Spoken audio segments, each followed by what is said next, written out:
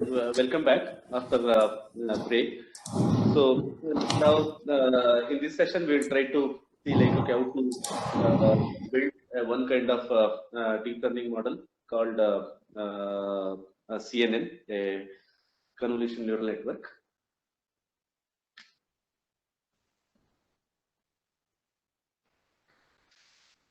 So typically, like okay, if you look into the simple neural network, this is how it looks, right? So yesterday, I think you learned about a neural network.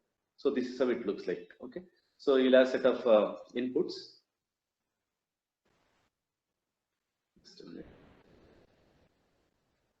So you'll have a set of inputs. Okay, so then you will have a hidden layers. So typically one or more hidden layers, and finally, like okay, you'll have some output layer, and then you do the classification. What is the functionality? So basically, like all these inputs are connected to the first hidden layer, and what kind of operation, like okay, so each neuron is expected to perform. If it's a perceptron model, it will try to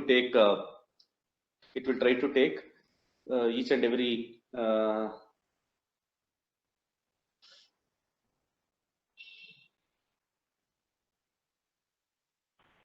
it takes all the inputs from the summation of all the inputs, weighted summation of all the inputs, and then add any bias. If there is any bias, that will be added. Okay, and then so finally, like some activation, like so depending on whatever the activation function you applied, so that activation function will be applied, and depending on the activation function output, like so some output will be formed, like this is send it to the outputted as the output from the neuron to the subsequent layer. Okay, so this is what the operation. So typically this is exactly what it does, right? Okay, I think I don't get into the details of these because we already discussed in detail.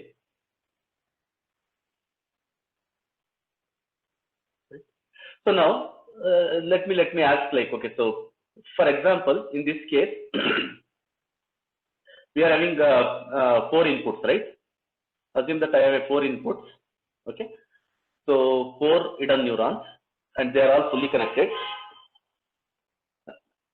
Am I audible? Yes, sir. Yes, sir.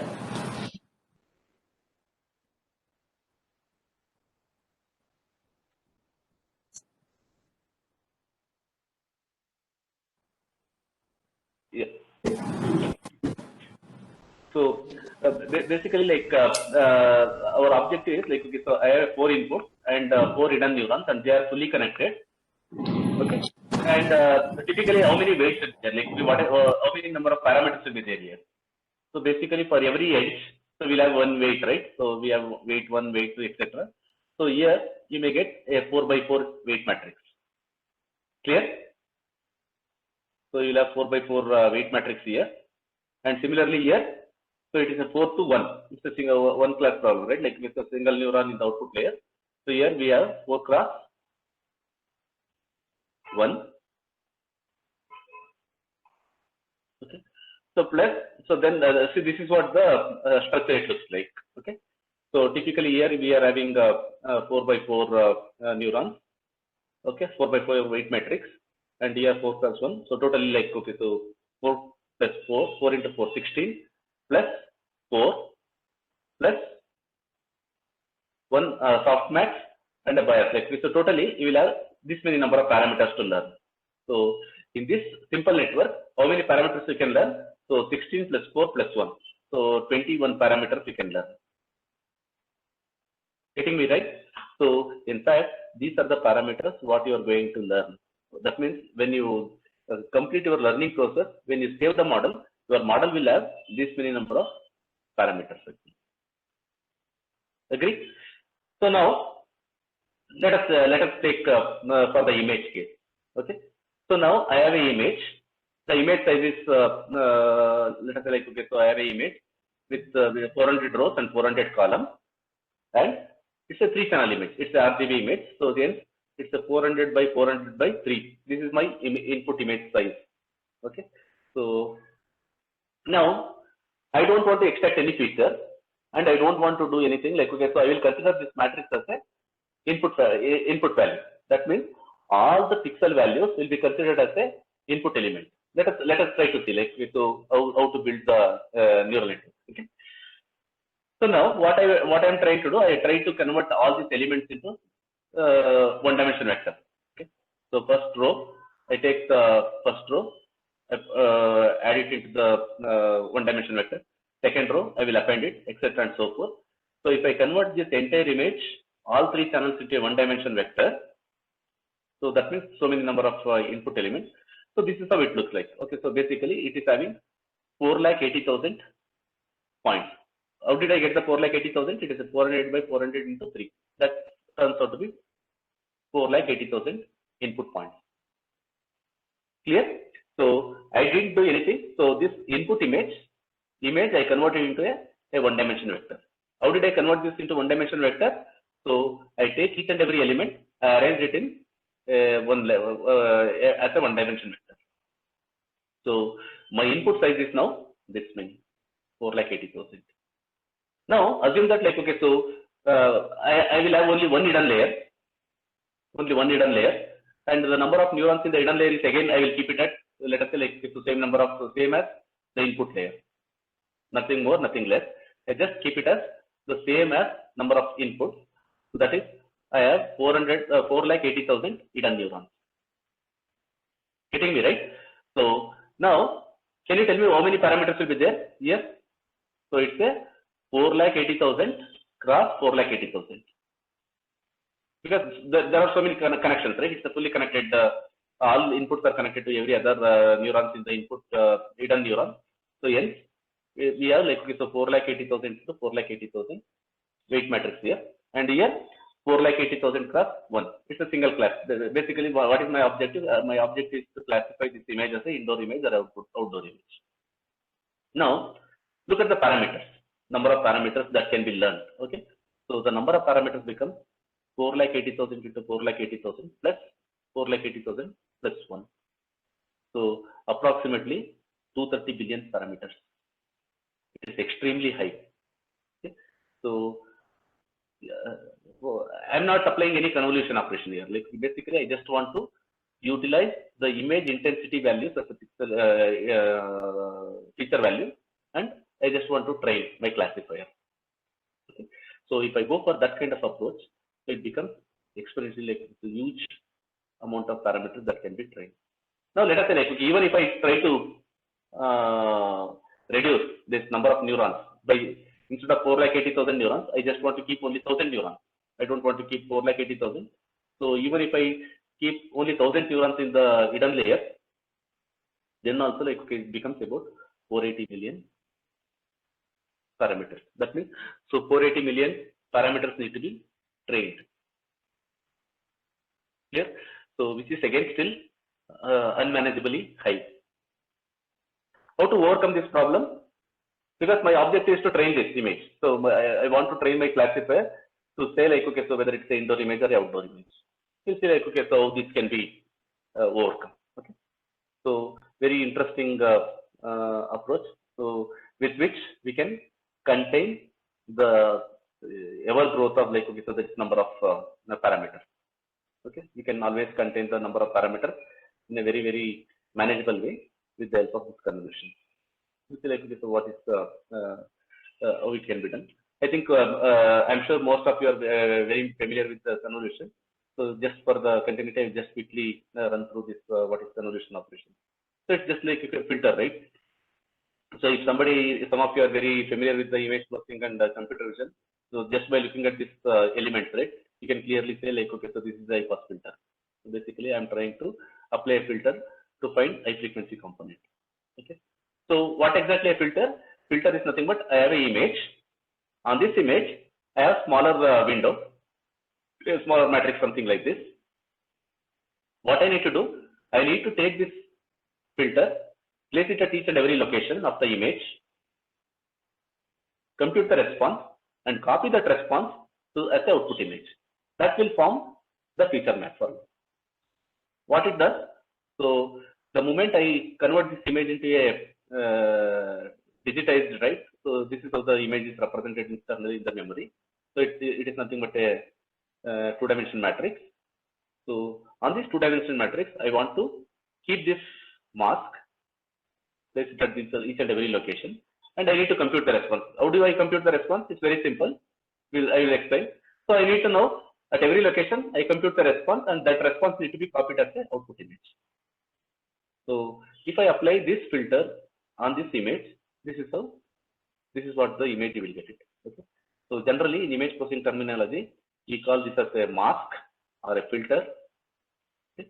And when I filter this image, okay, this input image with this filter, this is what the output I get. This is a response image or a convoluted image. How did I get this convoluted image? When I convolve this image, this input image with this filter or this mask, I got this convoluted image. What is the convolution process? Take this mask, place it at each and every location, compute the response, and whatever the response you get it right, you copy it into output location. Okay. So how does that, what kind of operation I'm trying to perform in the convolution process? We'll see it. So let us say this is my input image, just for the simplicity of explanation, for the simplicity of, to simplify my explanation, I just consider this input image, and this is what my filter. Okay. Now I need to convolve. Convolve means I need to take this filter and place it at each and every location and compute the response. Okay. Now what I will do, I take this mask and place it at this location. When I take this mask and place it at this location, this is how it overlaps, right? So now W1 overlaps with A, W2 B, W3 E, W4 F. That means, in other words, I call this as a weight, and these are my input X. Okay, so just like, okay, so whatever the operation you did in the yesterday perceptron, right? So in the similar way, so this is what my weight, this is what my X value. I try to multiply this W1 into A, W1 into A plus W2 into B, B into W2, E into W3, E into W3, F into W4. Okay, so these are my linear operations. What is that? So it's a weighted summation of this filter weights with the image intensities.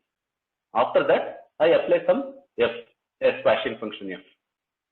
So just like, okay, so even in the perceptron, after performing the linear summation of all the inputs, right, we try to apply the squashing function, right? So similarly here I apply the squashing function, and after that, whatever you get it right, so that is what your response H1.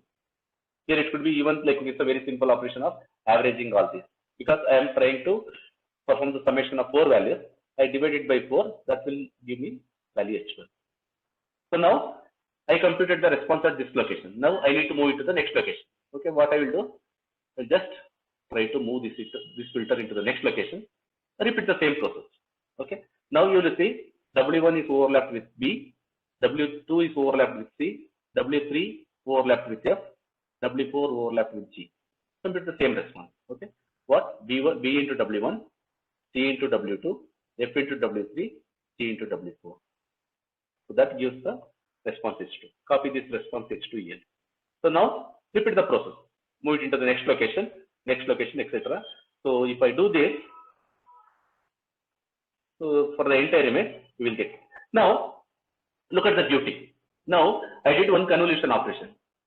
So in case of like, okay, if I go for like, okay, arranging this as a one-dimensional vector, so since it is a 4x4, right?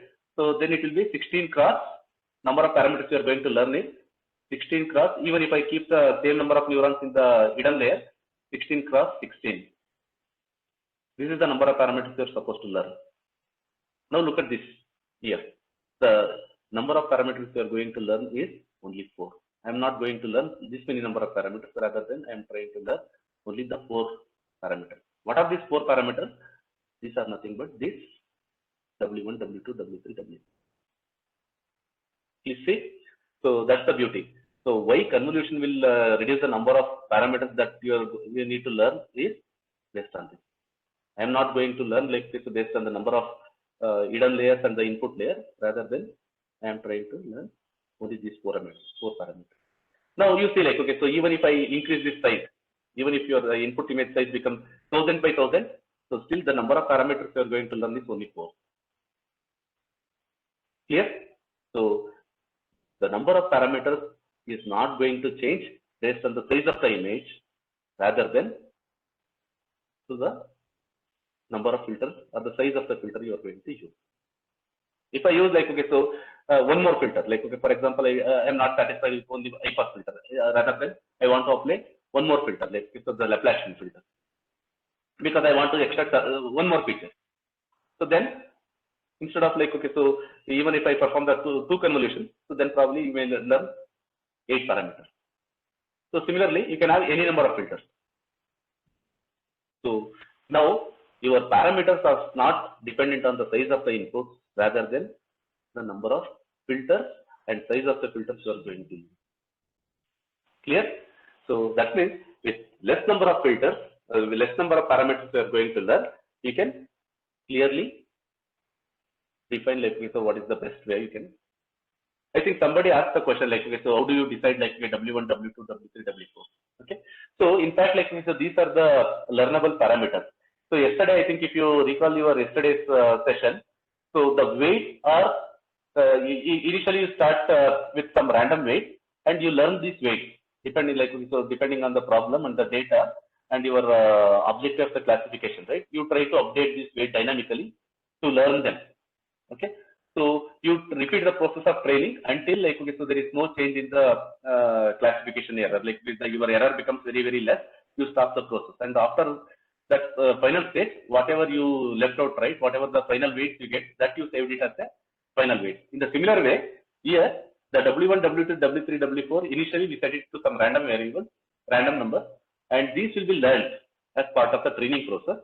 And once your entire classifier, like this, the deep learning system learns about, tries to perform the classification without any error, then whatever the final value we get it, right, that will be saved as a final value. Clear? So we are going to learn this parameter. What I am trying to see here, so if I convert this to a one-dimension vector, you are supposed to learn so many number of weights, because so you will have like so 16 input neurons corresponding to 4 by 4 image, right? And even if I consider like, okay, only 16 number of hidden neurons, so then all are connected means, so you need to have like, okay, so many number of weights you need to learn, W1, W2, etc. So it is a 16 by 16 weight matrix you need to learn. Here, if I use convolution process, I need to learn only 4 parameters. These 4 parameters are nothing but a weight of this filter. That weight of the filters is what we are going to learn. Clear? So how this convolution is very, very useful for image kind of data, because unlike any other data, right, image and video data is extremely high in the dimension, like to the size. So we should have a very, very interesting way or the innovative way of handling this data.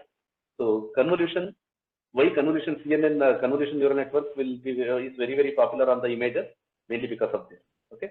So I don't want to convert it as a numerical data and add it as a like, okay, so train it as a numerical data input, rather than I want to handle it as an image through the help of convolution. Clear? So even if I use 100 feature map, like, okay, so 100 feature map is basically like if I try to convolve with 100 filters. Okay, so some more terminology. So this is your input image, this is what your filter F1. So with respect, when I try to convolve this image with filter F1, you got a one feature map. So this is feature map 1, which you obtained with respect to filter 1. So now, similarly, if I try to perform like so 100 filters, I try to see this image with 100 filters. So then you will get 100 such convolved images, right? So the second image corresponding to second filter, third image corresponding to third filter, etc. and so forth. So you will get such 100 convolved images, and each of those images are called a feature map. So if I try to convolve this with 100 filters, I will get 100 feature maps corresponding to all these filters. Okay. Even in such cases, so the number of parameters you are going to learn is only 400. Even if I use 100 filters, each are of 2 by 2 size, so then my filters are like with the number of filter parameters I am going to train is only 400. So still it is very, very less compared to like, okay, so what handling it as a raw data based learning. Clear? So now the question is, why do I need to have like so many number of filters? Because what is the logic behind having so many number of filters? See, my objective, what is our objective? Our objective is, I have only data. So what is the data? Image. Image is my data. Now I need to extract as many information as possible from this image, because nobody is going to extract like this to the feature for me. No domain expertise will be utilized here. I want to extract as many information as possible from this image. The objective behind this filter is, when I try to see the one image, the same image with a different filters, I try to get different aspects of this, different information from this image. So that means when I see the image through the high-pass filter, I get edge maps, edges and high frequency components. When I see the images through the low frequency component, I get a coarse input, coarse data on the coarse data of this input image. So similarly, when I try to see the image through some particular band, I get certain band of information, etc. So by having more number of filters, I can get more input, more information about that particular image in some different directions, different filters. Clear? Any questions? Like, okay, so about like, okay, so why we are trying to do the convolution, like, okay, how convolution neural networks will help you to keep the number of parameters less.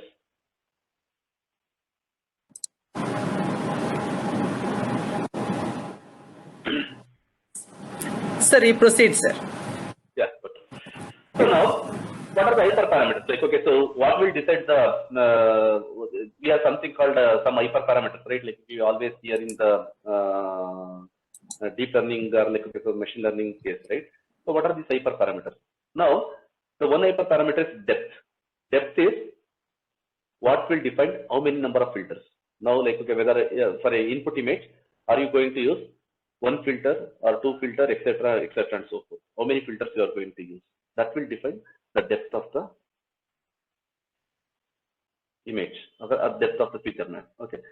Stride means, so now in the previous case, in the convolution process, right? So initially, I started with this location, A, B, E, F. This is where the filter is placed. Now, in the next case, the filter is moved to the next location, next pixel location, B, C, B, F, C, D. So now, if you can see, so there is a overlap. So BF, this location, right? This was overlap between the these same pixels were considered in the previous case as well as in this case. So some scenario, I don't want to overlap it. Okay, I can clearly skip. So I will compute it for A, B, E, F, and then next location I will keep it here. That means I will skip one pixel. Okay. So how many pixels you want to skip? So that will define your stride. If you don't skip, if you want to compute the response at each and every location without skipping even single pixel, then the stride will be 1. If you set stride is equal to 2, that means you are computing the response at every alternate pixel. If you keep the stride is equal to 3, you are computing the response at every third pixel, and so on and so forth. Clear? So stride will decide. So how many, like, okay, so the pixel point you are trying to consider, like whether you are skipping. So for example, if I perform the stride is like in this case, in this case, so the input size is 4 by 4, right? The input is 4 by 4. Filter size is 2 by 2, but I got the response as 3 by 3. Why did I get the response as 3 by 3? Because so there are some boundary pixels. Say for example, if I like, so let us say like, so this is my origin. That means this is the pivot point of this filter. That means when I place W4 here at A location, I cannot compute the response, because if I place it at that location, so then it will become something, the overlapping portion becomes something like this. I don't have a value for this, this, and this. Clear? So hence I didn't place the value at pixel A, rather than I placed the first initial point, I placed at F, so that the computation can happen like this. So that's the reason I skipped one row and one column, because of this pivot point. So hence I got 3 by 3 as a output. So basically I'm trying to eliminate the border. Okay, I don't want to compute any response when the filter is like partially overlapping with the image. So in this kind of configuration, so since like, okay, so if I place it at this location, right? So then like, okay, so I won't be able to compute the response for these pixels. So hence I skip this kind of location. So hence I got 3 by 3. And similarly, if I make stride is equal to 2, that means I compute at this location, one response you will get it, and second response you will get it here, third response you will get it here, fourth response you will get it here. Okay, so your output will be not 3 by 3, rather than it will be 2 by 2. So in other words, what I am trying to define here is depth is how many feature maps you are going to get it. So that will be decided based on the number of filters and size of this each feature map. So if you are using 4 filters, right, you will get a 4 feature map. What will be the size? The size will be decided based on these 2 parameters. One is stride. Stride means if I keep stride is equal to 1, okay, so then probably you will get like, okay, so almost exactly like, okay, the same size of your input image minus some row and column. I will tell you like when I talk about the zero padding. If I make stride is equal to 2, then probably your size of the feature map will be half of your input image. So when I stride is equal to 4, it will become only 1/4 of your input size. Getting me? So the stride will decide the size of the feature map. The number of feature map will be decided based on the number of filters. That is the depth. So similarly, so in this case, right, in the previous case, I said it is a 3 by 3. I don't want 3 by 3. I want to make exactly same as my input image. Say I'm working on some segmentation or some kind of problem. I don't want to change the input size. Feature map size is exactly I want similar to that of the input size. So in such case, I will pad like, okay, so the whatever the output outside region size, I will assume that like anything outside the image, I will assume it as a 0. So I pad it with 0. So then I will get exactly same size as that of the input size. Clear? So if that is not the case, if you don't make it 0 padding is not allowed. So then probably like, okay, if you are using a 3 by 3 filter, 3 by 3 filter. So because in 3 by 3 filter, right, this is the, let us say this is your input image. If you use 3 by 3 filter like this, and origin of filter is at the center, you cannot place it at first location, because the first location, if you put it, if you place the filter at first location, your window will be like, okay, so partially going outside the image boundary. So since I am not considering the 0 padding, this is not allowed. That means you cannot keep it at any of this location in the first row. So similarly, you cannot keep it in the last column or in the first column. Also similar in the last row. That means, so your size of output image, output feature map will be less than 2 rows and 2 columns. If it is a 3 by 3 image, right? So your size will be like, okay, so at least 2 by 2 less. That means if your input image size is 100 by 100, without 0 padding, okay, if I am considering a 3 by 3 filter, so then your output will be only 98 cross 98. All of you are able to understand why I got 98 by 98? So similarly, if I, yes? So this is mainly because I am not considering the 0 padding. If I consider a 0 padding, so then like, okay, even if this case is valid, so you can consider like, so these pixels are 0, and you can compute the response. Then you can, your output size could be exactly similar. Even if you don't consider 0 padding, so if you are using 5 by 5, as a filter size is 5 by 5, so then only like, okay, your output size will be 96 by 96. Okay, so that means, so if your dimension like, okay, so the filter size is d cross d without 0 padding, your feature map, output feature map will be, so d minus, so if it's a for a n by n image, right, n minus d plus 1 cross this. This will be the dimension size of the feature map what you are going to get. Clear? So see, these are the some of the hyperparameters which will control your depth, the size of the feature map, etc. So I think somebody is asking like what is the best size for the filter. There is no like okay, so the best size. So there are like okay, so you can define it actually like okay, so these are the hyperparameters depending on your application. You can define. So what could be the best size? So there are some standard network architecture like we will see in the subsequent slide.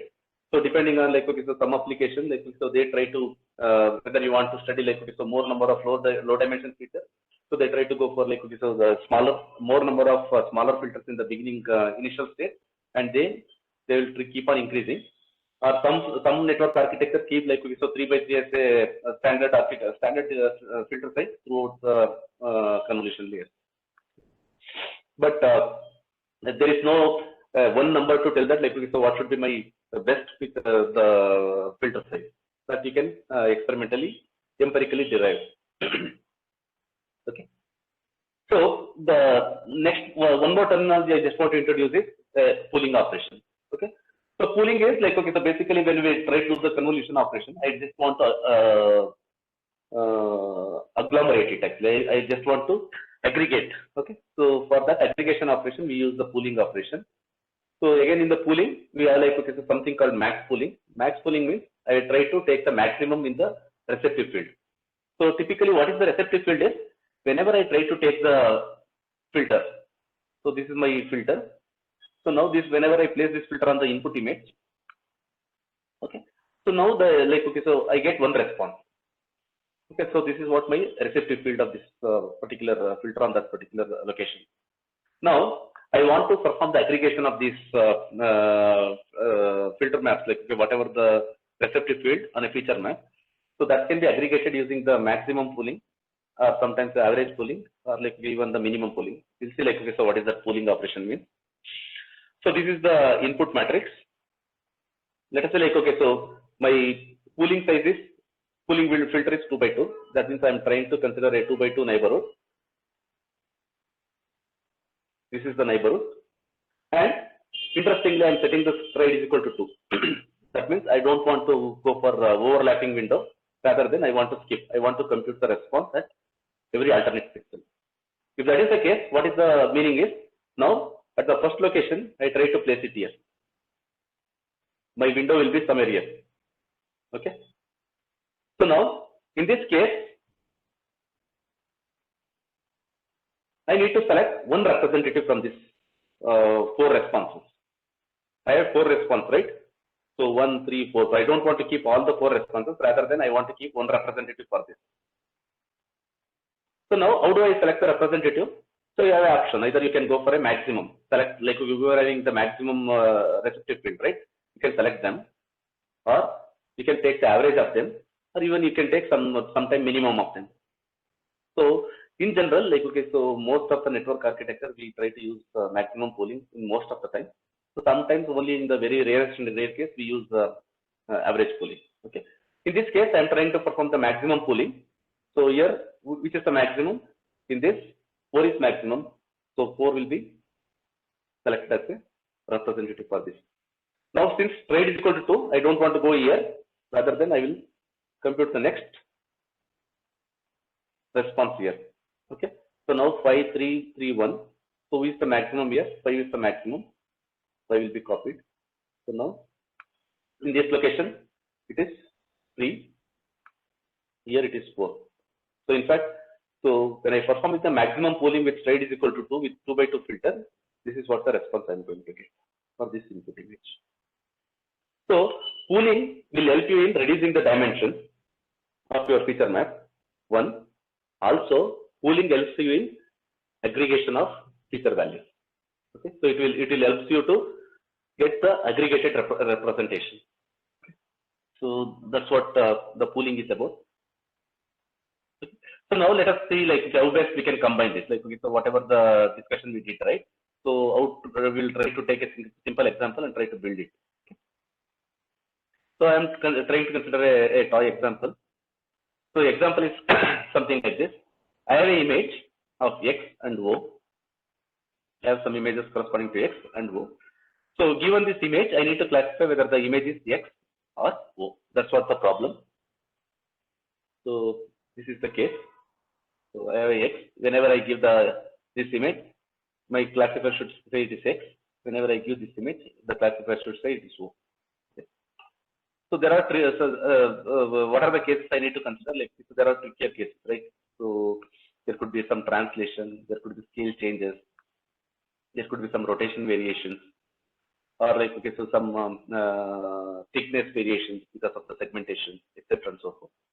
Irrespective of all these variations, so I want my classifier to say it is X.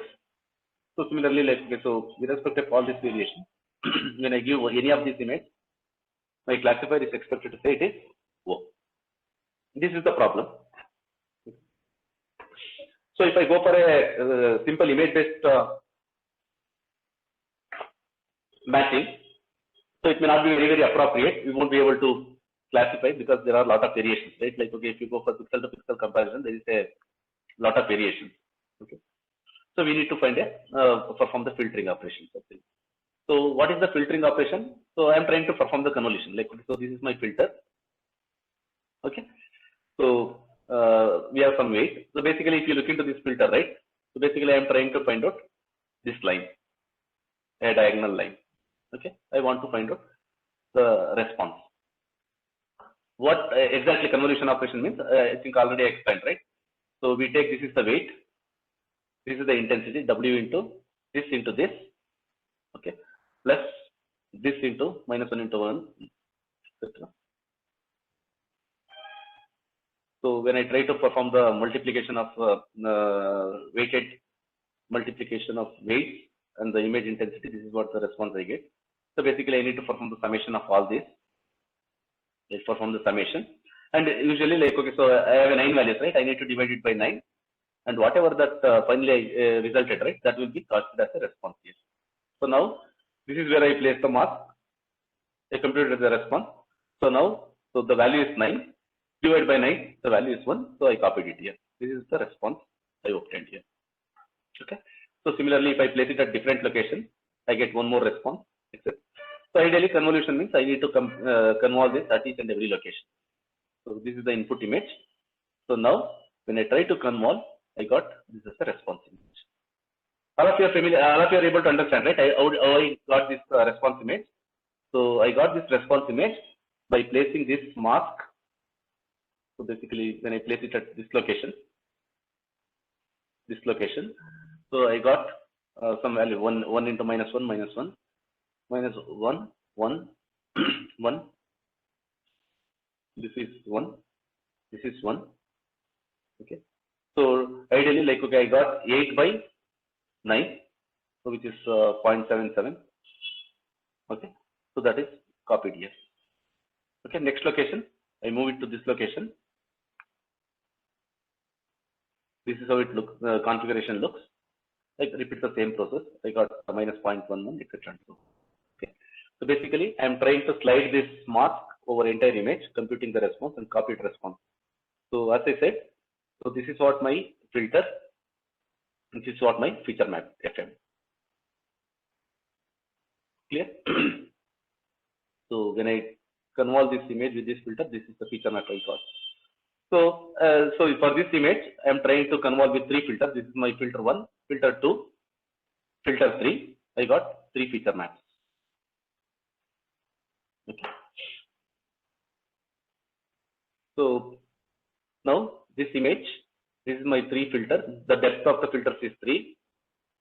What is the hyperparameter I said? So depth is 3, stride is equal to 1, and zero padding is equal to 0. I didn't do any zero padding. Okay, so zero padding is absent. So if I set this as the hyperparameter with these filter bands, I got these 3 feature maps, and this is the output of first convolution operation. So if I put all these 3 right, so this is my convolution layer. So just like your hidden layer, right? I am not considering it as a hidden layer, rather than, of course, this is hidden, but So this is not a conventional perceptron kind of operation I'm trying to perform. Here I am trying to perform a convolution operation. Okay. So all these filter banks, like in this particular layer, they form first convolution layer, and this is the output of first convolution layer. Okay. So now, probably like, okay, so if I want to apply the pooling, so what we will try to do, like, okay, so I will try to combine the pooling now. So I take pooling window as 2 by 2, stride is equal to 1. Okay.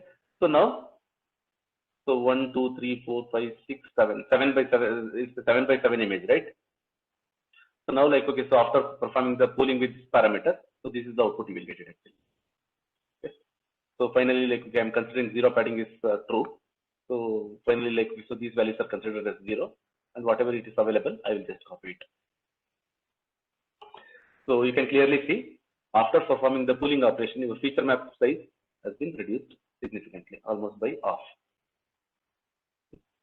So if I try to stack this, how does it look? Okay. So this is the input image. I perform 3 filters here, convolution layer, and after performing the pooling, so this is what the response you will try to get. Sometimes, so even in the perceptron layer, right? Like, okay, we don't do the linear operation, like, okay, because all this convolution operation is a linear operation. Okay, we want to bring in some kind of non-linearity. So for that, what we try to do, we have like, okay, so some kind of activation function embedded here. Okay, so if I use like, okay, activation function as a ReLU, I think ReLU has also been discussed yesterday, right? ReLU is one kind of activation function. It will try to do this kind of operation. Like, okay, so if the value is positive, it will try to keep it as it is. If it is any value negative, that will be clipped to 0. Okay, so in this case, 0.77. So it's a positive value, it will be keep as it is. Okay, so 0.77. If it is a minus 0.11, that will be clipped to 0. That will be suppressed. Okay, this value will be suppressed, etc. and so forth.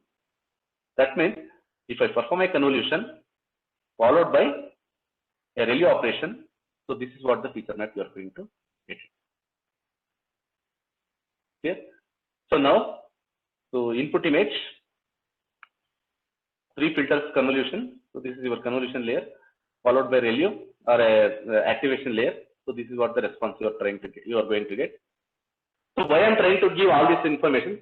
So when you are building your network, right, network architecture, you have the flexibility. You can either like you can omit ReLU operation, like any activation.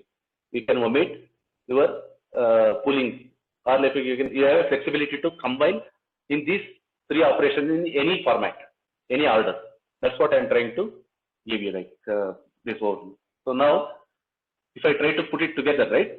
So I have an image, we have a convolution layer, followed by ReLU operation, followed by pooling. Then this is what you try to get it. So in the convolution layer, we had 3 filters, each of size 3 by 3. So then, like, okay, so we get a 3 feature map. On each 3 feature map, we try to perform the ReLU operation. That is, all the negative value will be suppressed out to the clip to 0. And upon that, if I perform the pooling operation, this is what the response you are trying to communicate it. Right. So now, convolution ReLU. So then, like, okay, so if you want to add few more convolutions, right, you can add it.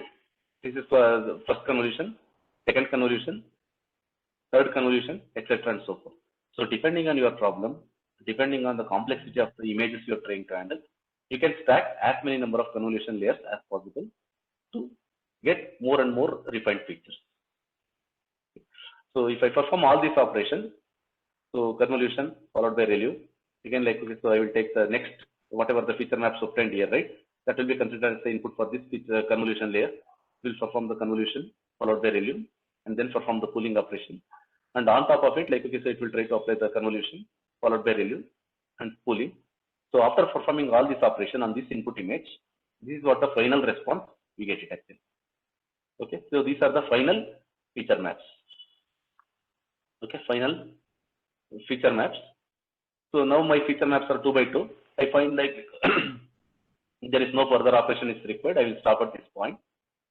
So what we can do is, so these feature maps can be combined into 1-dimension vector now, because now it is manageably lower dimension. Okay. So then, like, I think somebody is asking after every conversion with the ReLU is required. So it's not mandatory. It's optional. So generally, in most of the standard network architecture, we use some kind of activation function. It's not ReLU or like so leaky ReLU or different kind of activation function, but it's not mandatory. Theoretically, like okay, so it's optional. Whether it's only up to you, like okay, while designing the network architecture, you can decide whether it's really required or not required. Okay. So now this is what the final feature map. We will arrange this final feature map into one-dimension vector. So this kind of operation is called a flattening operation. Okay. So now this is what the feature vector. This is the feature vector I learned for this particular image through this convolution operation. Now this image, I got this as a feature vector. So nobody has extracted this feature, rather than I learned this feature with the help of this architecture. Now this feature vector will be given to a conventional classifier. Your conventional classifier could be your a perceptron-based neural network model, or it could be SVN, or any kind of classifier. You can use it to do the subsequent classification.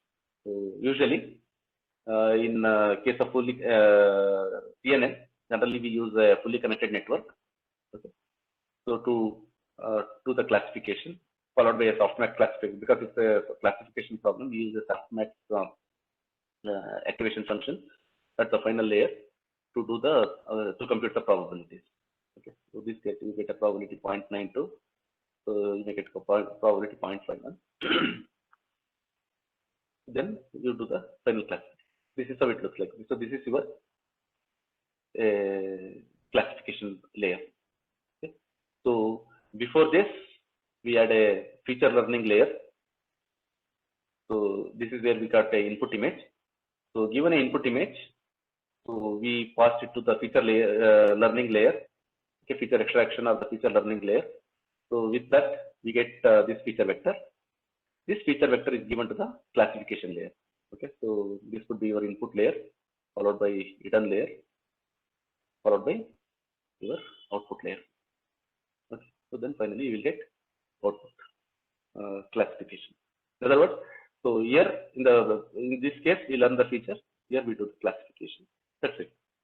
Very simple thing, right? Like okay, so how this concept, whatever we learned so far, like we have been put into very interesting and simple framework to do the classification.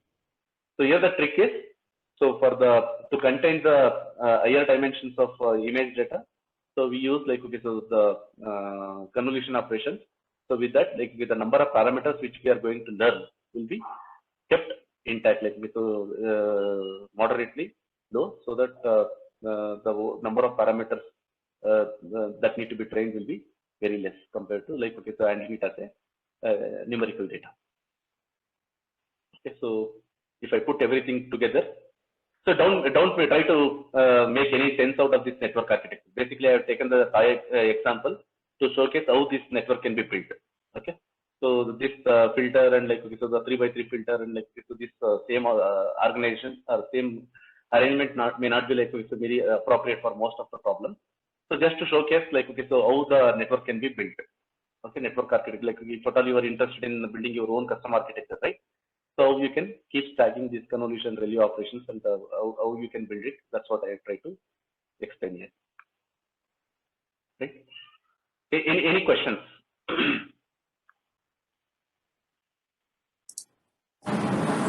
No, sir. No? Okay. No. Proceed. Okay. So this is what like okay, the CNN, how the CNN looks. So probably like okay, so we will look into some of the standard CNN architectures, so which generally people try to use. Again, like okay, so this architecture, what I'm trying to showcase is not exhaustive in nature. Basically, to showcase like okay, so how this network will be built. Okay. The oldest or the very first CNN architecture was based on the LeNet. So LeNet is originally developed for handwritten numeral recognition. Okay, so this was the architecture. So the input size was 32 by 32, a grayscale image. So that's what the input they consider. In the second stage, so they used So they are like, okay, so what they try to do is like, okay, so they try to apply 6 filters, right? So each filter is of size 5 by 5. Okay, they try to apply the 5 by 5 filter. Okay, the depth is 6, the filter size is 5 by 5. Okay, and zero padding is not set. Okay, zero padding is 0, and straight is equal to 1. So these are the hyperparameters. With that, what happens, like, okay, so they will get, because they are applying 6 filters, they get 6 feature maps. Okay, so since the zero padding is not applied, so filter size is 5 by 5, right? So the output, the feature map dimension is 32 minus 5 plus 1. Okay, so hence it is 28. So they get 28 by 28 feature map. Okay, so they get 6 feature maps. So then they apply the subsampling, that's the pooling operation. Okay, so because of the pooling operation, the feature map size reduces to half. So that is 28 divided by 2 is 14. So the data which is going for the next level of operation is 14 by 14. In the second convolution layer, they use again 6 filters. Okay, so on this 14 by 14 image, so sorry, like so this is the subsampling. So when they apply the subsampling, like they get 6 layers with of size 14 by 14. In the next convolution, like okay, so they apply the 16 filters, each of size like 6. Again, the filter size is kept 5 by 5. Straight is set to 1, and zero padding is absent. So again, like they get 16 feature maps, each of size 10 by 10. Why? Because 16 filter maps. So again, 16 feature maps. So the input size is 14 by 14. So the filter size is 5 by 5. So they get 10 by 10. Like so, 2 rows and 4 rows and 4 columns are absent. So they get feature map size as 14 by 14. So then followed by maximum pooling, max pooling with 2 by 2 size. So again, this will get reduced to half of it. So then like so 5 by 5. So finally, in the next convolution layer, they apply 120 filters. So then like they get 120 feature values. So this is what in the next fully connected layer. So in the hidden layer, they have 84 hidden neurons. Okay. So it's like it's a numeral recognition problem, right? So they have a 10 output neuron. You got it, right? So originally our input size was 32 by 32. Finally, after this convolution operation in the LeNet, so finally they get a feature map which is of size 120. And this is the number of inputs in the input layer is 120.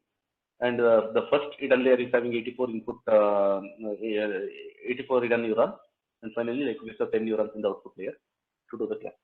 So in all this process, the number of parameters, learnable parameters is about 60,000. So even though it's a deep network, so with more number of like so many number of convolution operations, so the number of learnable parameters is only 60,000 parameters. Clear? So if some of you are is interested in applying it for the numeral recognition or the handwritten character recognition, right? So if your image is a grayscale image, still you can use the original LeNet architecture. So it works relatively good for this kind of data, numeral or character data. Okay. So the another very popular network architecture is AlexNet. So here, like okay, so this mainly like this architecture was used for the image classification. So here it is they considered a color image. The image size is 224 by 224. Okay. So here the stride in the first level, they set the stride is equal to 4. That means the response will be computed at every 4th pixel. Okay. And in the first layer, first convolution layer, like they used the filter size as 11 by 11, so 96 filters. Okay.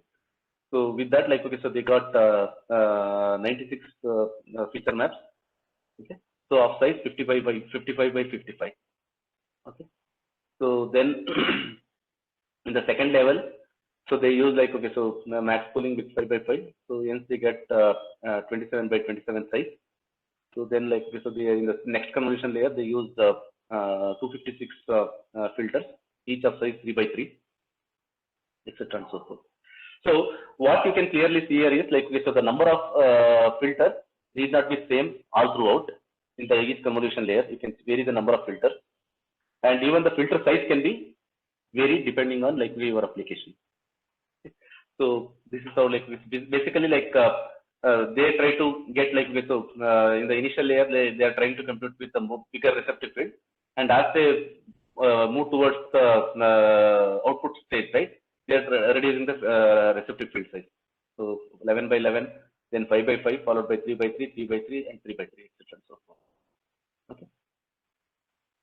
So here like, okay, so it's much deeper than the LeNet. So the number of parameters is about 60 million parameters. So that means like, okay, so it can handle like some more complex images and to learn the variations in those kind of images. Okay. So one more popular network is VGGNet. Okay, so it is much deeper than the previous network. It is having 16 layers. But in this network, like, okay, so the number of the dimension of the filter, okay, is always kept out 3 by 3. That means in each convolution, like, okay, so the filter size will be only 3 by 3. Okay. However, the number of filters will be like, okay, vary. So initially, like, okay, so the first two convolutions they consider only 64 filters. So then 128 filters in the next subsequent convolution, and again 256 filters in the subsequent, etc. So as it goes, the number of filters will be like, okay, so they are keep increasing. So basically the main idea here is, so when they try to extract the low level features, right, like, so they are keeping like, okay, so 64 or the number of filters less, but from this low level feature, when they try to learn the other primitives, higher level primitives, they are increasing the number of filters. Basically this is to give like, okay, so the variations, like basically to learn the variations. Because having more number of filters in the initial stage, you may not get much significant information. Okay, as you go away from the filter, right? So the initial stage, so then try to get more number of primitives, so that like, okay, you can learn more variations. So that's the principle of VGGNet.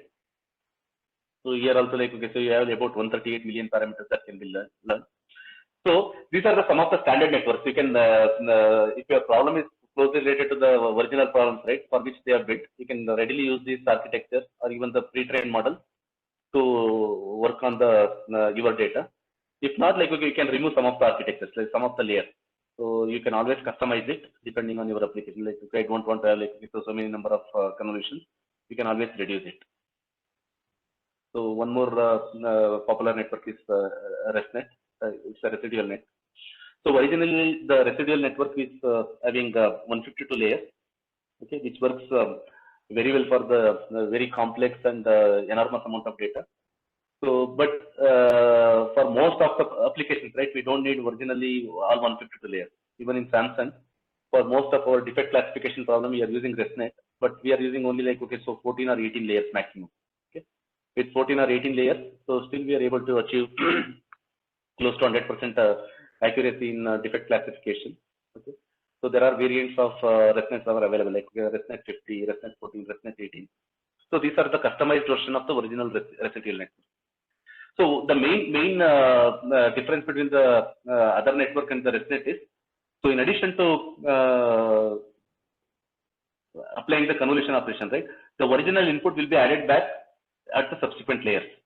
Okay, so added as a residual, like, okay, so some residual part will be added as at regular intervals. So that means if you want to when the network becomes deeper and deeper, right, so you are moving away from the input. At some stage, you for the even at the deeper layer, right, so you want to give some aspect of input along with the feature maps, right, the preceding feature maps. So then you can add it as a residual. So that's what the objective behind the residual network working principle. So as I said, so there are like, okay, so a whole lot of many networks, standard network architectures are being built, so both in industry as well as in the academics.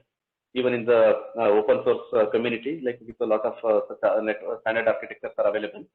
So you can search and you can decide like okay, so which one is more appropriate. My objective is not to give you like okay, so you want to propose like so which is the best architecture. My objective was just to showcase you that.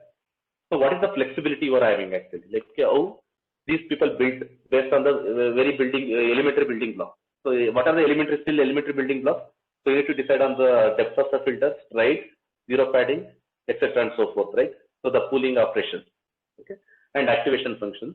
So you can combine this in any order, and you can change the variations. Like you can have like so you can vary the number of filters and the size of the filters. Or straight. So by changing the different hyperparameters at each and every convolution layer, we can get a different response. Okay. So that's the objective. Like that's the main objective I just want to convey. Like, okay, you have a lot of flexibility for you to build your own custom architectures. If you feel like, okay, so for your problem, none of the standard architecture is appropriate, I want to build my own network architecture, right? You can always build it actually, from the scratch. I think somebody was asking in the morning session, right? So that means like what contribution I can make in deep learning. So the main contribution is like, okay, so you can come up with your own network architecture. That's a major contribution with the appropriate justification. Okay, so this is what the network architecture I considered to study these variations and also like so to address the computation complexity. So this is how I built it. Okay, with that network architecture, these are the results. So that is the contribution you can claim. Clear? Okay. So with this, like okay, so let me give some tips to train the deep network. So typically, like when your network is not appropriately working, one thing you can always tweak is activation functions. Like what kind of activation functions you are using, like with the convolution, right? So you can use ReLU or leaky ReLU, and even like so various other kind of activation functions are available. Generally, like okay, with convolution, we use ReLU or leaky ReLU. You can use like so these kind of activation functions to keep track. And another parameter you can try to control is the learning rate. I think we already discussed this today. I think learning rate, right? So if you have a very larger learning rate, so your learning may faster, but there is no guarantee that you may get into the global maximum solution or global maximum or minimum solution. So that way, like okay, we need to keep a very smaller learning rate so that it guarantees at least ensures you that like we will reach the global minima. But problem is it takes a longer time to learn. So in order to contain this, like so generally what we try to do is like we don't have a constant learning rate. We make it as a dynamic learning rate. So when we start training, we initially start with a larger learning rate, and as the number of iterations of the epochs increases, right? So we'll try to make it as a function of epochs of the iteration, so that as the number of epochs increases, the learning rate becomes smaller and smaller. The main idea is initially I allow like okay, so larger steps to converge, and as I move towards the solution, right, I try to take a smaller steps so that like okay, I don't miss the global maximum solution. Okay? So again, like you will have adaptive gradient descent algorithm, ADA delta. These are the different learning algorithms available in the deep learning framework like TensorFlow, Keras, and Piano. You can make use of that. And one more thing is regularization, because when you use the deeper and deeper network, right? So there are more and more number of parameters to learn. Okay, say 60 million or 120 million kind of parameters. So if your data is not complex enough, there is always possibility that you may end up in overfitting the network. In such scenario, in order to overcome that overfitting, right, try to induce the kind of regularization. So one way of inducing the regularization is in the deep learning is through the dropout. Dropout is randomly drop out some of the filter receptions actually, so that so you force network to learn rather than remembering. So that's these are the few things you can always keep it in mind while training the network to ensure like okay, so you will get better performance out of your selected network architecture for a given problem. Okay, so let us look into the some of the advantages of CNN. So unlike conventional machine learning, right? So CNN has offered the very interesting advantage of transfer learning. Transfer learning means, so you can transfer the learning of your model, which has been trained for one specific application, to other application.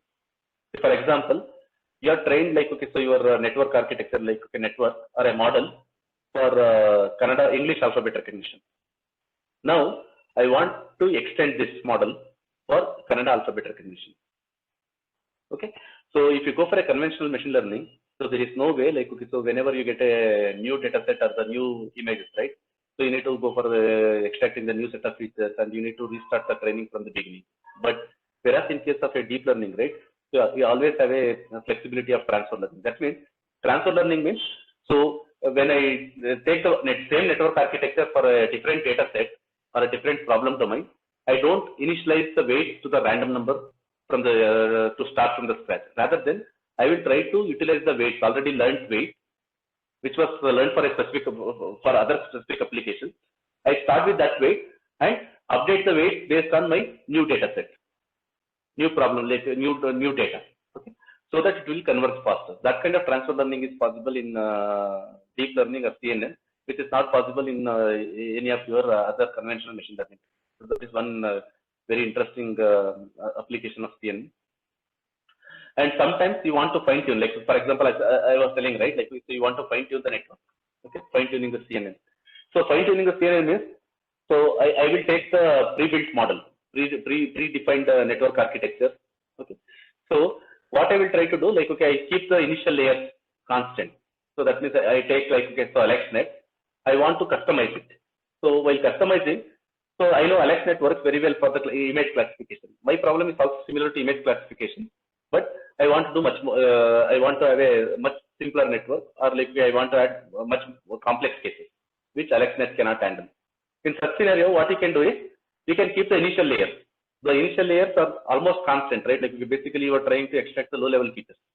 Initial convolution layers are basically kept for learning the low-level feature. You can still keep them, and so depending on your need, either you can add more number of convolution layers or the more number of filters at the later stage to learn more number of primitives or less number of primitives depending on your application.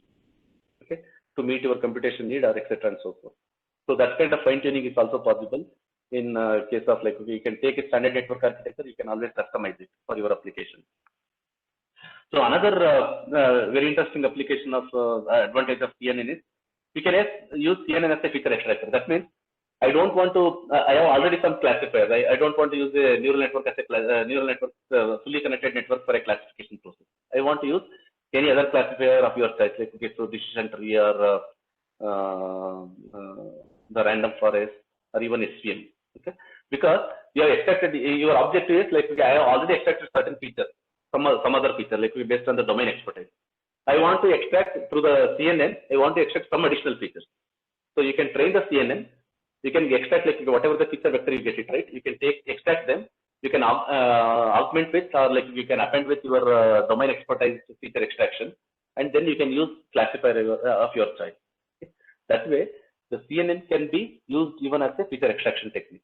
So if you don't want to go for a deep learning, complete deep learning framework, you can chop off your final fully connected layer. So stop at your feature extraction technique, like, so the convolution layer, take those feature vectors, and then use classifier of your choice by adding whatever the domain extracted features you extracted, right? That can be combined, and you can still do the classification. So these are some of the very interesting advantages offered by CNN. Right? So any question before we move to the next part? No, sir. You proceed. Okay. So with respect to the CNN, we will quickly look to one more very interesting kind of application called autoencoder. So autoencoder is a very simple idea. So F is, this is the data. So I have an input X. This is the input image X. Okay. I want to encode this X through the function called F. By applying some function F, I want to encode this data F so that I get some latent representation Z. Okay, so this is some intermediate representation. Okay, in other words, so if I put it in a very in a conventional machine learning term, so X is your image. You try to extract certain features, whether it could be color, texture, whatever the features, so you want to have a representation for this X, the images, in terms of Z. In the similar way, so in the autoencoder, what we try to do is like, okay, so I give a X, I apply some function F to get some latent representation Z. So now, what is like my problem is not this. Okay, now if I give a latent representation Z, is it possible for me to go back to original X by applying inverse of F? Okay, so some other the G of Z, so which is the inverse of function F. Okay, so that I can I go back to original representation or the approximate representation of X. Okay. So this is a autoencoding framework. So basically, like, okay, so here from X to Z, we call it as the encoding process. Starting from Z, going back to your original X, right? So this is called a decoding process. So if you train this autoencoder, right? So autoencoder, like, okay, so offers two advantages. One is you need not to have a label for the data. Actually, like, okay, so you need not to have a significant label data. It's a self-labeled data because your input and output is exactly same. I want, like, okay, so my encoding should be such a way that so after performing a decoding operation, I should be able to get back to my original representation. If that is the case, so then you can always train this network. Okay, so in this form. Okay, so basically from X, I go for some latent representation Z. So I start from Z, apply the decoding operation so that I can get back to X or approximation. So then, if I train this kind of network, what kind of problems you can solve? So you can solve plenty of image processing problems with the help of this very simple framework called autoencoder. So let us say your X is a blurred image. Okay, so there is a image. So when I pass through certain process, like, okay, my image is getting blurred. Okay, so I give this as an input image, but in the output, I expect like a deep blurred image. If I train this network, right? So now you can always know, like, so best I can deblur the image. So similarly, like, okay, so your image is a noisy image. Like, so my X is a noisy image, but I want noise-free image as the output. So what kind of process I need to apply? So you can use it for the noise removal. You can use it for denoising, deblurring, and even you can use it for the dimensionality reduction. We'll see, like, okay, so I'll show you. Okay, so these are the kind of thing, like, so now this is what your input. So it's a 6-dimension data. So in the latent representation, I want to represent it by only 3-dimension data or 3 feature values. But when I decode, I should be get back to my original data. Getting right? So basically, I'm trying to compress the data here. So such kind of networks are called undercomplete network. And similarly, like, okay, I want to expand it. I want to generate a super resolution kind of thing. I want to increase the resolution. Okay, I start with a low resolution. I want to increase the higher resolution so that, like, okay, so now to ensure, like, okay, I just want whether I'm able to get back to original resolution image, right? So you can go for over complete kind of network. Clear? So these are the kind of problems you can solve. So how this looks like, so in the autoencoder framework is, so you will have, like, okay, so input image, so generally RGB image. You will have a sequence of convolution operations followed by pooling and the etc. and so forth. Once you feel like, okay, so your the number of convolutions are good enough, right? So you can store this as a latent representation set. This latent representation set could be your feature extraction, or it could be your, like, okay, so dimensionality reduction, reduced data, etc. and so forth. Okay. So how do you verify, like, okay, so my latent representation is appropriate? Try to apply the decoder and try to see, like, whether you are able to go back to your original images. Okay. So I have done, like, so few examples, like, okay, so this is this example, like, okay, so what I did is, so we try to this is a MNIST data. MNIST data, you know, right? Like, we said, it's a 28 by 28, 784 dimension data. So this 784 dimension data, I want to represent it by only 32 dimension data. So that means I want to convert these 784 pixel values into only 32 pixel value. And I just wanted to know, like, okay, from 32 pixels, whether I am able to reconstruct the original image back. That means whether I am able to reconstruct the original image. Okay. So the first layer, this the first row, right? So is the original image, and the second row is the reconstructed image from the 32 dimension data. You can clearly see, like, almost it has reconstructed with almost good accuracy, except here, like, okay, so some error is there. Otherwise, most of the case, it has reconstructed reliably very well with only 32 dimension data. If that is possible, so then you need not to consider 784 dimension data for training your image data. You can still use this 32 dimension data because it's good enough to represent your original data. So that's one example. And again, like, okay, I don't know, like, okay, so we have enough time. So I wanted to show you the code also. Otherwise, what I will do, I have a code for all this actually, for the data compression and noise removal. Probably I will share to the coordinators. Probably they will distribute this code. Okay, you can offline we can discuss. Like, if you have any doubts or anything, like, if you want to use it, right, you can discuss. You can mail me. I will help you out to run or like how to extend it for the other application. Again, the same thing, same auto encoder. So here, like, so how I trained it, like, so these are the input image. So I trained auto encoder to remove the noise, and these are the images reconstructed from the noisy image.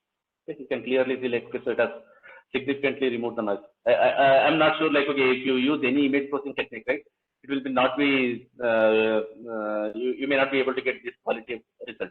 Okay? So with only 50 epochs, so, even the image is 50% noisy, right? We were able to successfully remove it actually. Right. So this is what I just wanted to cover in the case of autoencoder. Very, very interesting. Actually. Like, okay, you can solve very interesting application with the help of autoencoder. So even you can use autoencoders for content-based image retrieval. You want to encode, and encoded representation can be indexed, and you can use, like, okay, so you can run the decoder to whenever the new image comes, right?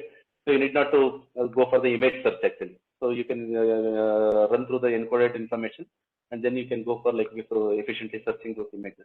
In fact, like, okay, so in Samsung we are using autoencoder based content-based image retrieval mainly for retrieving the defective images.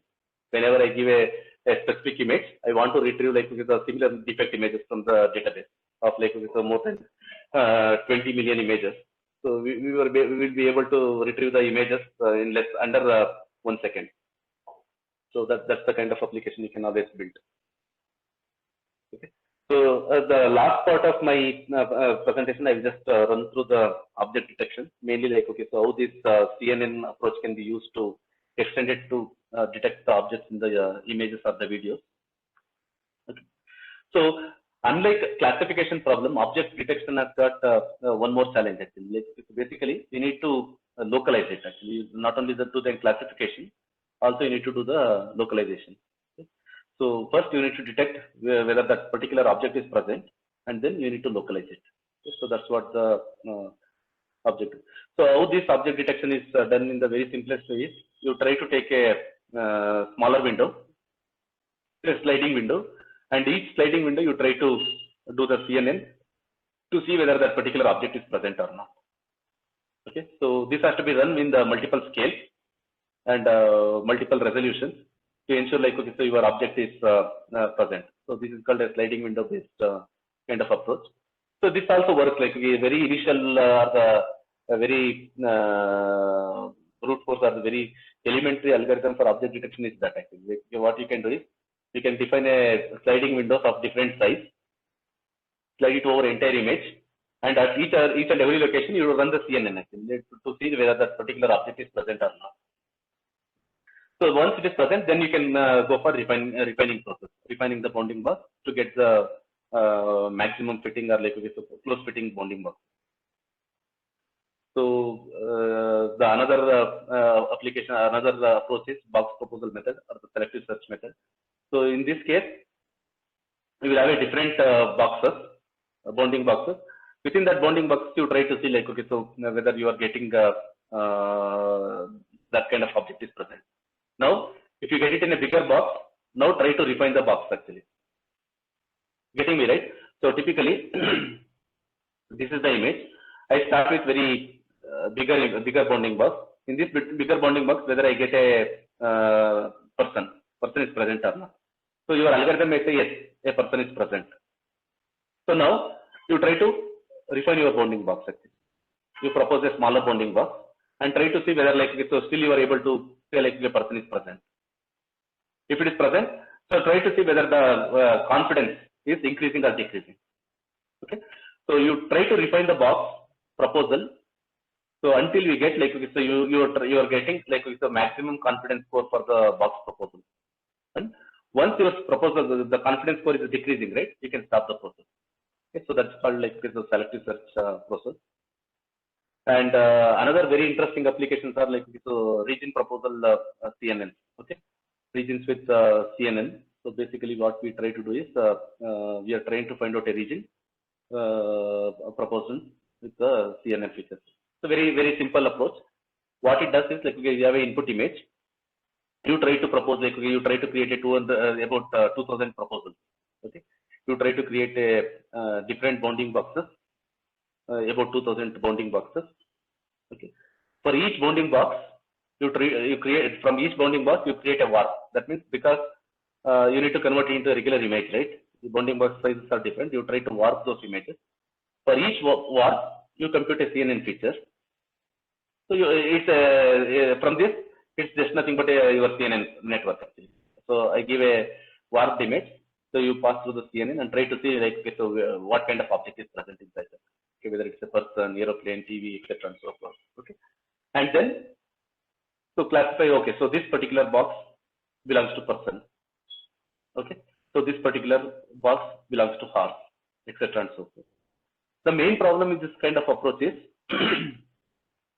so how do you propose this actually? What kind of size and what kind of proposals you will make? 2000 proposals. One, and for every image, so 2000 times you will be running your classifier, which becomes extremely slow. Okay, so that's what like with the very initial the RCNN like with the region proposition for the object detection was like this. So given an image, create a 2000 proposal boxes, bounding boxes. For every box, you compute the CNN feature to do the classification and try to see like okay, so what is the confidence score and try to detect the object based on that.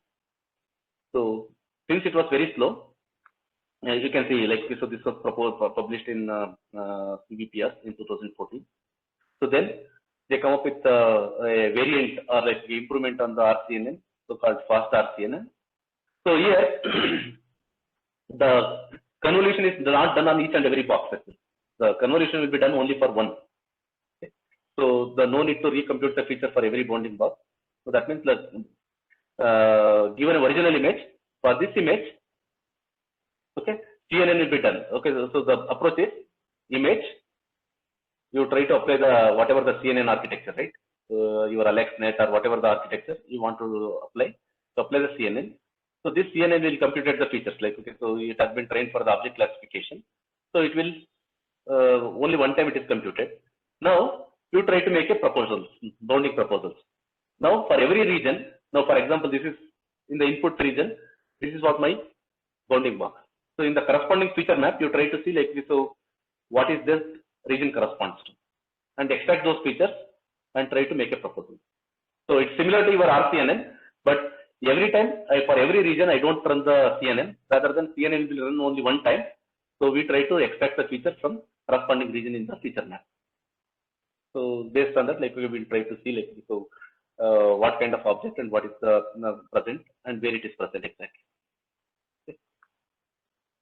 So that way, like it is much faster than RCNN. So it was published in ICCV 2015. So one more variant of like so the fast RCNN is faster RCNN. So how it works is like so basically again integrating the bounding box proposal as part of the CNN prediction itself. So it's the same. Given an image, you first compute the features using the CNN. So this is what the feature map you get it. Okay. So from this feature map, for every ROI, like you try to make a ROI proposal here. and for every ROI, you try to compute the feature maps. And like you try to see like, so if this is the bounding box, what is the confidence? If this is the bounding box, bigger bounding box, what is the confidence? So based on that, you try to refine it. Okay. So this is how like, okay, so the it works much faster than fast RCN, and also like, okay, so it is much appropriate. Like, so it gives much better results than RCN. So that's what the faster RCN. So I'm trying to just give you the glimpse on like how these object detection modules work. So object detection module is very, very simple. So basically we need to have a sliding windows actually. Like from the image, I need to make the sliding window and try to slide this over the entire image and try to see whether the object is present here or not. Okay, so that's the original initial concept. And RCNN, we will try to create a different proposals. And for every proposal, you try to see whether the object is present or not, with what confidence. So faster RCN, we will try to recomputing the feature again and again for the 2000 proposal by doing one-time feature computation. So faster RCN, it is similar to fast RCN. Only thing is like for every bounding box also, it will give like what is the confidence of the bounding box itself. Okay, whether like this bounding box is more appropriate. So that way, so the faster RCN will give much closer bounding box compared to fast RCN. That's the overall idea. So now like, okay, so we have a much more sophisticated algorithm, like, okay, so in terms of YOLO. So you look only once. Okay, so that's YOLO. Again, in YOLO, we have a different variants, right? YOLO V3, V5, and like this, V5, and even the tiny YOLO. Like, okay, for example, you want to run it on a handheld device like mobile phones. So you cannot use like a very, very deep architectures. So in such case, like so they try to perform the tiny YOLO, like it's a smaller, much smaller architecture, which works much faster. With of course, like with the accuracy levels will be much lower. So that kind of algorithms are available. So one can look into it and start making use actually, like, how to use it for your application, right? So these are the things I just wanted to cover. I think, madam, how much time I have? Like, okay, so depending on that, I need to decide like so whether the subsequent.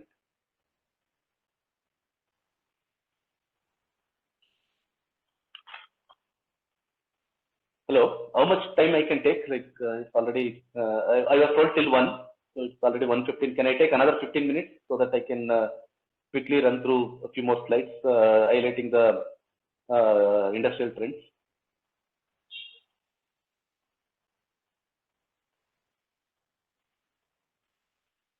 Okay. So basically, these are the in the last part of the presentation, I just wanted to cover some of the industrial trends, so which are upcoming in the area of deep learning. Sir, Yes, madam. sir, our next session will start at 2 o'clock. Okay. So, shall we wind up, sir? We will take some questions and. Okay. So in that case, I'll just skip this trend. Okay. So, I will have like if some of you are interested in taking up the research in the area of deep learning, right? So what are the things you need to focus like because these trends, I think you can. I will share this slide. You can just look into these trends actually. These are the trends I highlighted in the some of the business matters. This will be the more prominent technologies for next 4 to 5 years. So I think I will just skip this. And mainly from the like, okay, if somebody or some of you are interested in taking the core research in the area of deep learning, like so what are the kind of problems one can consider is again, like these are not exhaustive in nature, like so these are the some of the application that came to top of my mind. I captured it here. So mainly like, okay, so we were discussing about deep learning, right? Like deep learning requires a lot of data and lot of properly labeled data. So mainly for the supervised learning cases. So now, very interesting and one of the core aspect what we need to look is like how do we build a model, efficient model, without sacrificing the accuracy with the limited data. Okay, because so you may get like, okay, so you may have access to the unlimited data. Data gathering is not a problem in most of the domains. What is main problem is catching hold of the domain expert to sit and do the ground truthing or generating the annotated data. So that is the major problem. So in such scenario, how do you build a model, a efficient model with only limited amount of data? That is one area like so which is having lot of potential in the area of deep learning. Okay, so a lot of work is being done. I think you can clearly see like so how best it can be taken to the next level, so that with limited data, so you can start building the model, and then you can have a active learning kind of framework where like you can collect the data and try to see like whether your model is performing optimally or not. So if not optimally performing, you can collect some of the data and you can add it as a feedback, like into your training set, update the model in line, and try to work without disturbing the deployment setup. So that's the kind of research work one can take it up. So controllable generative models. Generative models means like, okay, so basically in computer vision applications, so we use lot of generative models like for generating the synthetic data, because we may not be able to get like with sufficient labeled data, right? Like with limited data, I can always add variations, because it's variations in terms of lighting and other things. So if it is a similarity variations, right? So like translation, rotation, those things easily you can augment. But there are certain environmental variations which is not possible to add with the help of image processing technique. In such case, we generally use a generative model, okay, in terms of GAN and other things. So now, how do you control the generation itself? So I want like, okay, so much of information, like because since the backward synthesis need to be added, like the forward synthesis need to be added. So that is the kind of generative model. Like how do you control the generation itself, process itself? That is one more interesting area to look into. Okay, and another interesting research problem in deep learning is uncertainty quantification.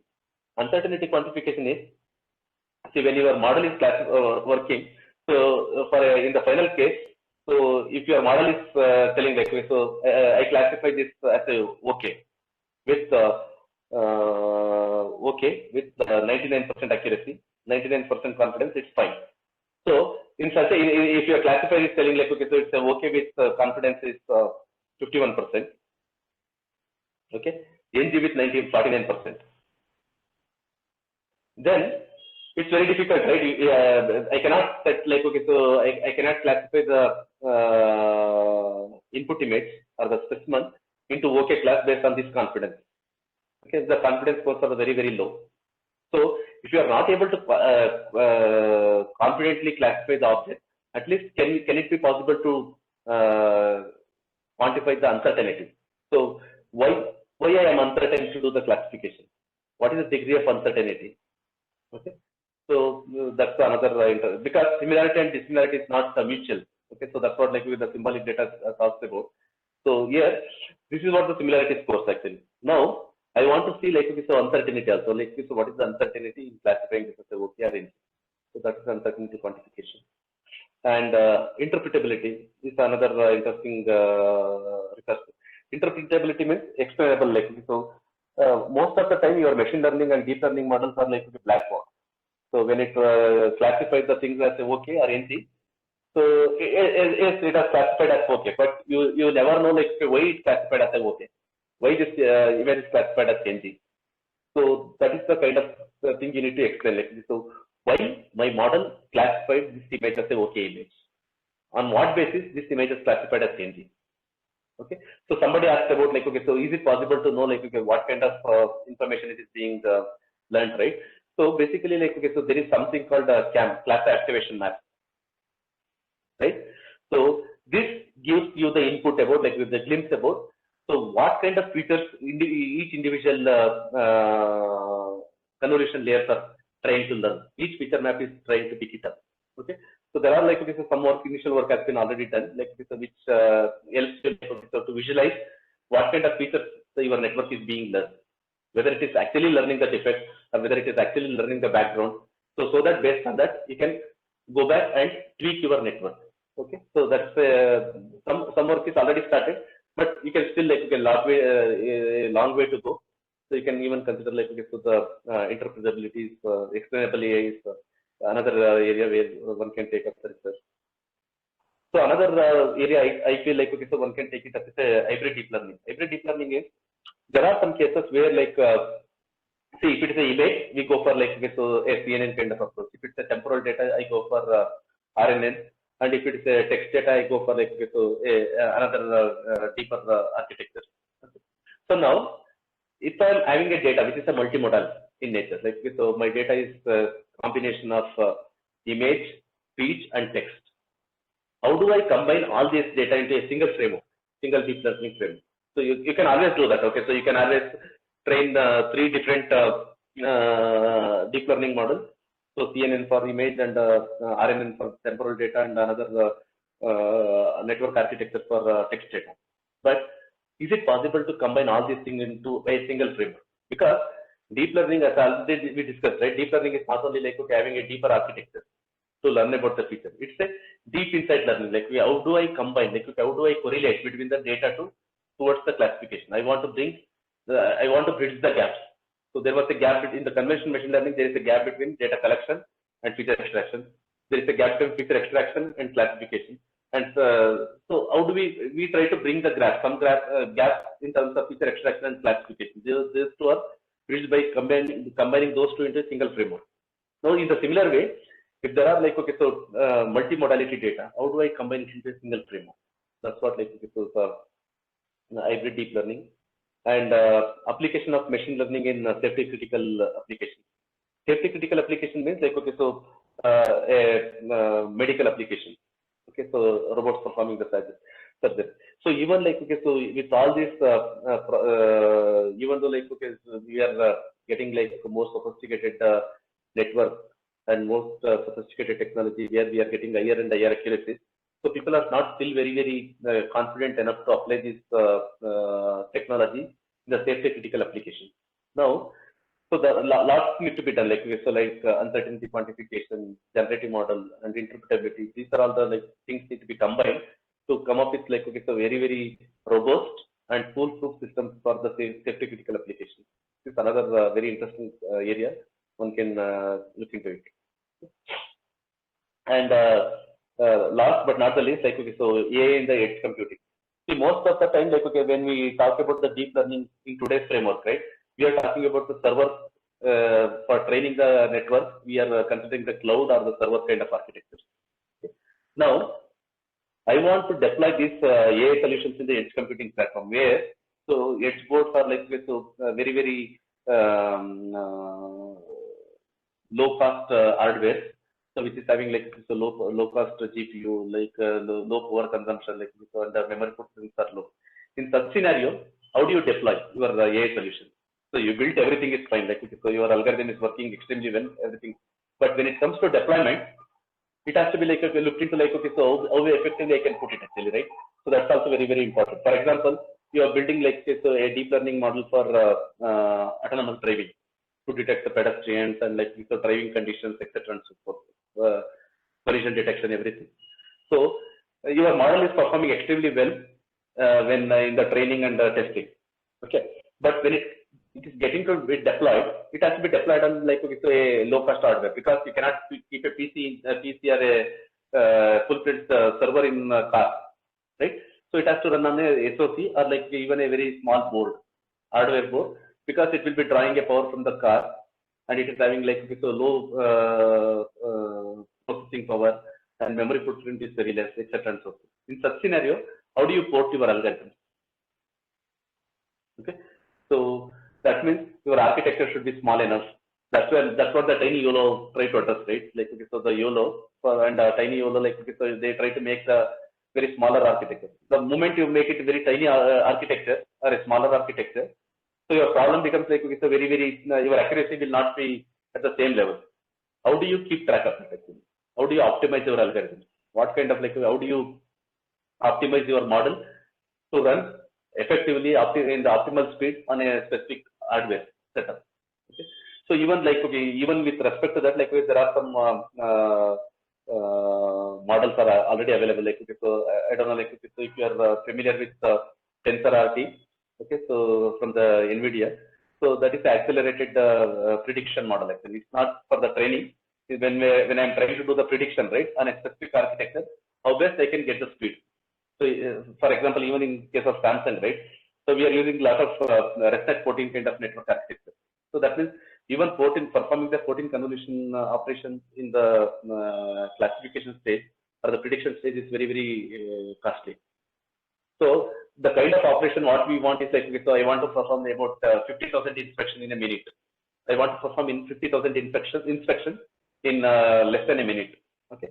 In such scenario, what kind of optimization I need to do it, so that it works in very, very optimal speed with very limited resources. So that's what the its computing aspect one can look into it. Okay.